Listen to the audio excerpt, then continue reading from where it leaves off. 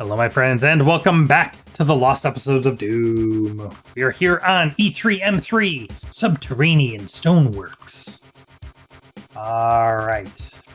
So, as a reminder, I lamented about this a whole bunch in the last episode, and I will try to, tone that down on this one, but I do have to call it out. I did flub my recording of these next couple levels.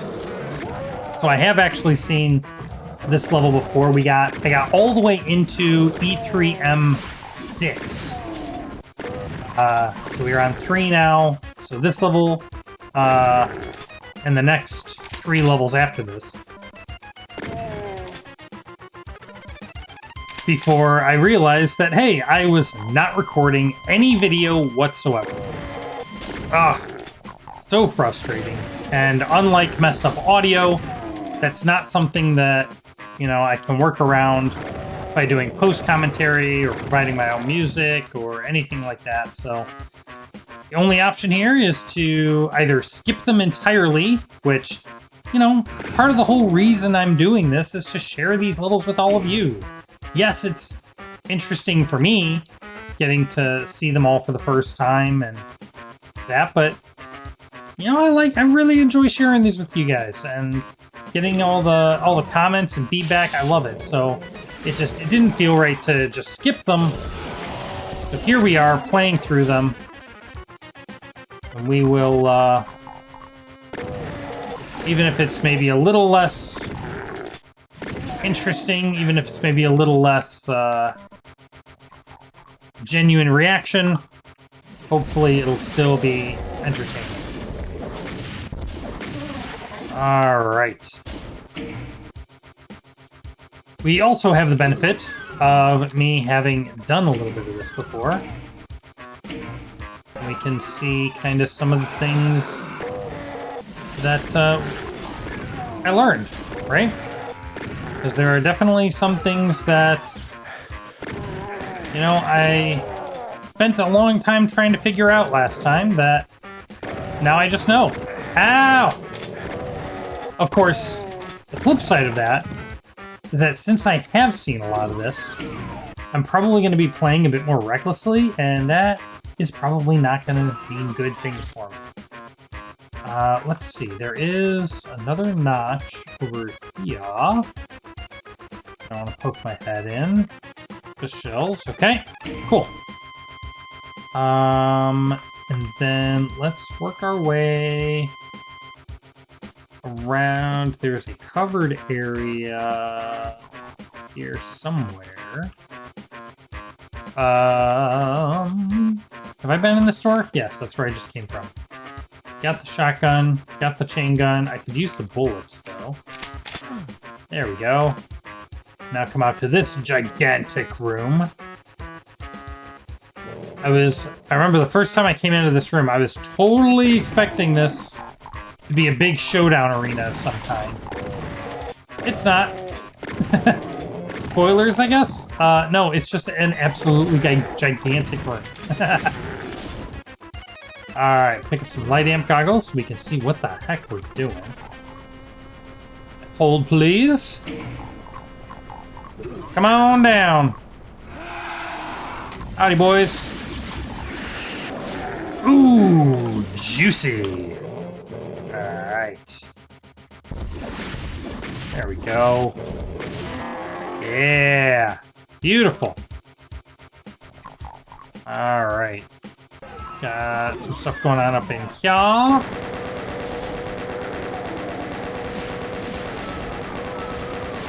This is Doom 1, so there are no megaspheres. But we can pick up the equivalent. Is there anything in this room, though? Like, other than that? Don't think so. Alright. We will also, of course, since I have played through this before, probably be getting through this a fair bit faster than I did last time. I don't super remember a lot of it, to be honest. Like, one of the problems with these experimental levels is that, and I think I said this in the last episode, things feel very samey after a while. Ooh, that went well. Now I think, yeah, nice. Nope, wrong weapon. Hold on. There we go. Pick up the red key. Beautiful, beautiful. All right. So yeah, I don't know. You know, I'll be moving probably quite a bit faster just because I'm more confident with what I'm interacting with. It's not as much of a secret as it was before, but I don't know when it comes to actually, like, getting through these areas. Why am I using my shotgun against this guy? Hold, please. That is the wrong weapon, sir. There we go. I don't know how much my prior knowledge is going to help me actually, like, approach this. We will find out. I feel like there was one more, but I guess not. Okay. And these... Oh yeah, the marble rooms. Ah, that was dangerous. There we go. Couple guys on the stairs. The back half of this WOD, mostly episode 3, I think, is kind of a weird bag. It feels less consistent than the first half. Episodes 1 and 2 felt like they were experimenting with things. I don't think I jumped over there to that last time. Let's see if there's anything interesting over here. I don't think I've been over here. Oh! Oh! There's all kinds of goodies in here! Yo! Okay. Oh, that's how you're supposed to do it. Wow, I just ran across this last time and it was a whole mess. Okay. Alright. Let's get out of here. Yeah. So... Come on, Kako. Blur sphere doing work. I appreciate it. And the exit. Oh, come on. There we go. And these are moving pretty quick, so we will jump into E3M4 Pools of Despair.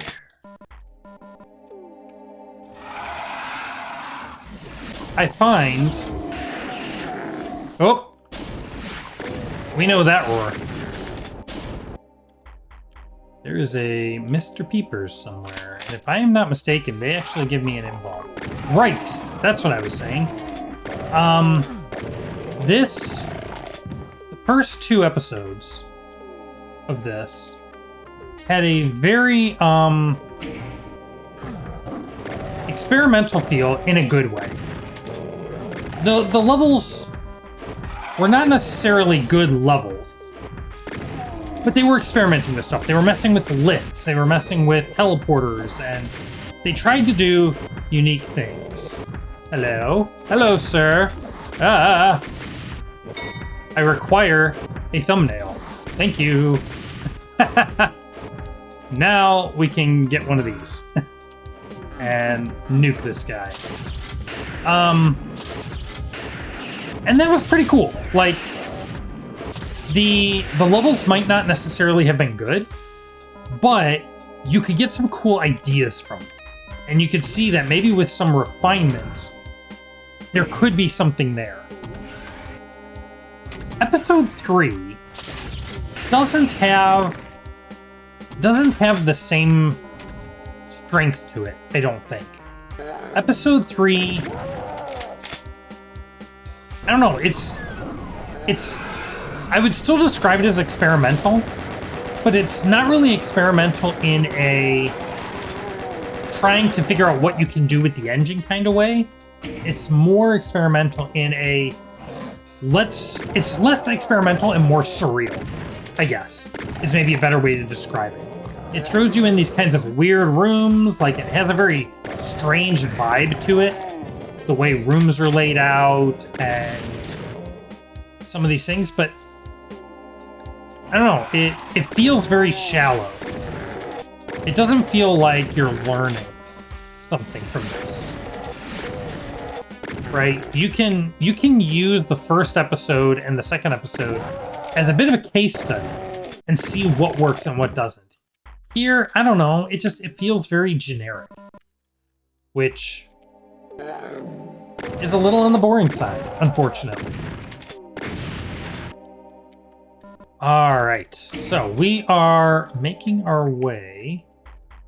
I got everything here? I think so.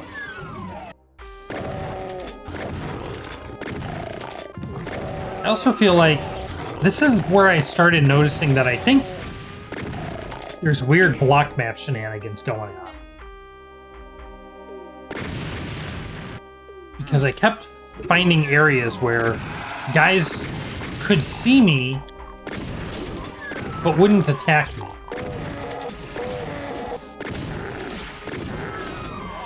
I don't know. We'll see if we see where those places are as we move through this here.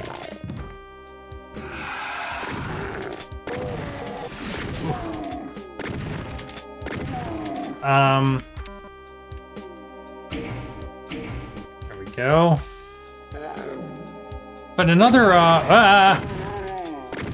consequence, unfortunately, of this third episode being more on the kind of bland side is that it makes it much more difficult for me to come up with engaging commentary.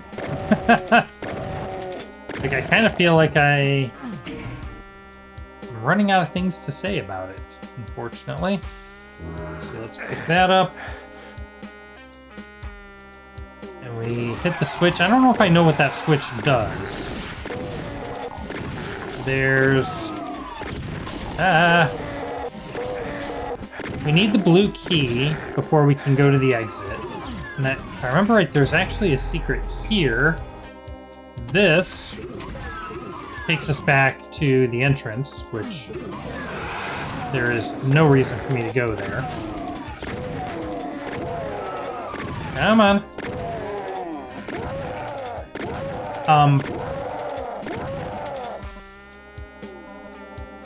One bonus or benefit that I guess I'll give to the back half of this pack, though, is that it has some very interesting... Excuse me? Oh. I don't remember this room. Hello? What is this? Okay. I'm not sure I found this room last time.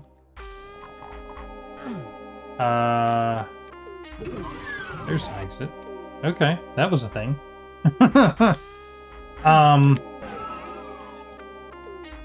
So, one thing I will give this is that, and it's very inconsistent about it, but there are really interesting kind of room layouts. Like in, I think it was the previous level. Some of the marble rooms with the liquid pits and the spiral staircase. That's really cool. And a very interesting use of vertical space. Interesting rooms. But then it kind of mixes them with a bunch of these blocky linear hallways. And it's just a very strange kind of mix. See, this is a secret for some reason. Oh. What opened? Oh, this opened. Okay, we got the red key. Unfortunately, these back half levels also have some pretty bad habits. We see required keys inside secrets. The first 2 episodes did a really good job at not doing that. So it's disappointing to see episode 3 then falling apart that way. One thing I will give credit to, at least through all of the levels I've played so far, it's very consistent about its use of liquids. Blood is always damaging, lava is always damaging, water is never damaging.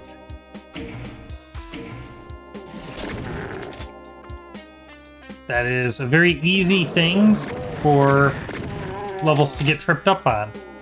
And having that be consistent just adds a very nice layer of polish. Which, of course, with the more experimental and generic level designs, this pack badly needs. Alright. You know, normally for a lot of these... Oh, I remember this one. The floor drops out on me at some point here, and it makes no freaking sense. Ah! Let's see, and if I remember, I have to run in here, and there is a switch somewhere on the back wall. Can't see a thing. There it is. And that raises the floor back up. But these doors only open if you went through them the first time, which is super weird. Weird. Very weird. Okay, let's see. Where else do we need to go? We've been through there. We've been through there. Are we done? There's still a bunch of enemies left somewhere. But oh, there's a door there. Let's head over there. Yeah. Okay, we haven't been in here yet.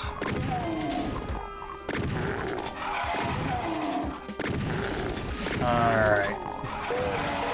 These, I remember I mentioned that this room with these pillars reminds me of one of the rooms in either Sigil or Sigil 2. I remember, I think it was on, so E5 or E6 M7. I think it was M7. Right at the end, the level ended up in a little area that looked like a guy wearing a hat. And I was dodging around these and trying to... I ended up having to punch out barons. So I was completely out of ammo. There we go. And that is it, my friends. Let's wrap this one up, shall we? Here we go. Boom. You know, even having gone through these before,